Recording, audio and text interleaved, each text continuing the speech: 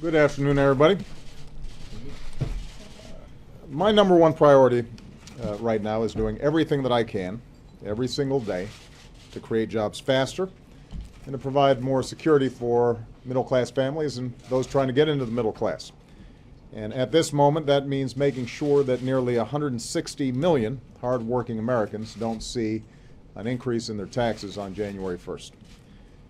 A year ago at this time, both parties came together to cut payroll taxes for the typical American family by about $1,000. But as soon as this year ends, so does that tax cut. If Congress fails to renew this tax cut before then, that same family will see a tax hike of about $1,000 a year. There aren't many folks, either in the middle class or those trying to get into the middle class, who can afford to give up $1,000. Not right now. And that's why Congress must act.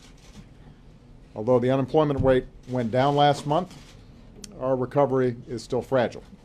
And the situation in Europe has added to that uncertainty. And that's why the majority of economists believe it's important to extend the payroll tax cut.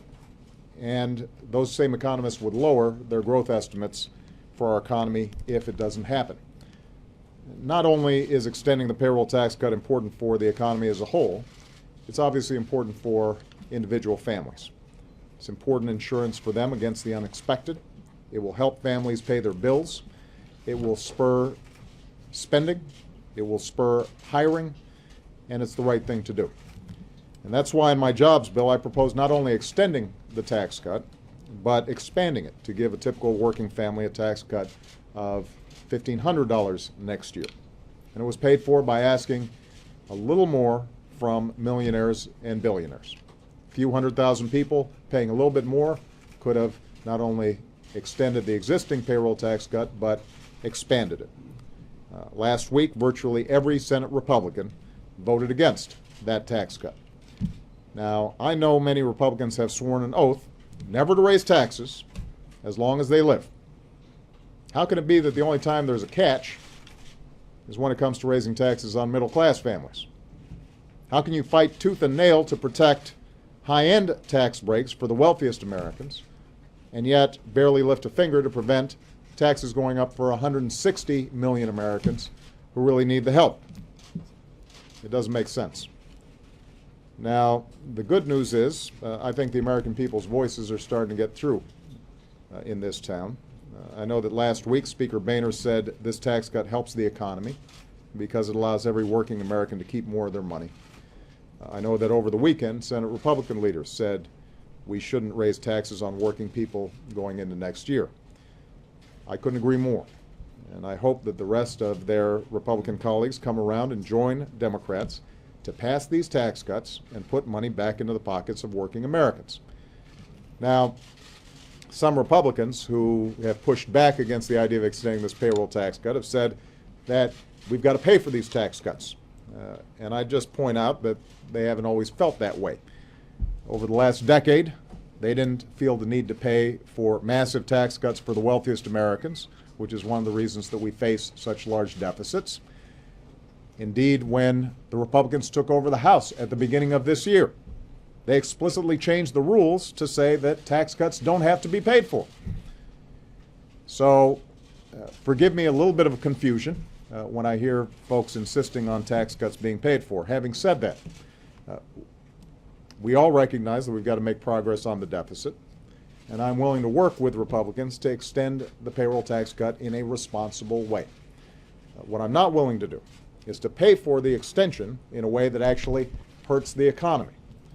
As Americans are well aware, this summer I signed into law nearly $1 trillion in spending cuts with another $1 trillion in cuts in the pipeline. And it would be irresponsible to now make additional deep cuts in areas like education or innovation or our basic safety net that are critical to the economy in order to pay for an extension of the payroll tax cut. We're not going to do that, nor are we going to undo the budget agreement that I signed just a few short months ago. Finally, with millions of Americans still looking for work, it would be a terrible mistake for Congress to go home for the holidays without extending unemployment insurance. If that happens, Then in January, they'll be leaving 1.3 million Americans out in the cold. For a lot of families, this emergency insurance is the last line of defense between hardship and catastrophe. Taking that money out of the economy now would do extraordinary harm to the economy. And if you believe that government shouldn't take money out of people's pockets, I hope members of Congress realize that it's even worse when you take it out of the pockets of people who are unemployed and out there pounding the pavement looking for work. We are going through what is still an extraordinary time in this country and in this economy. And I get letters every single day, and I talk to people who say to me, this unemployment insurance is what allowed me to keep my house before I was able to find another job.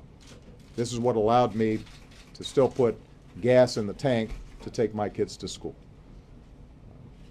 We cannot play games with unemployment insurance when we still have an unemployment rate that is way too high. I've put forward a whole range of ideas for reform of the unemployment insurance system, and I'm happy to work with Republicans on those issues. But right now, the most important thing is making sure that that gets extended as well.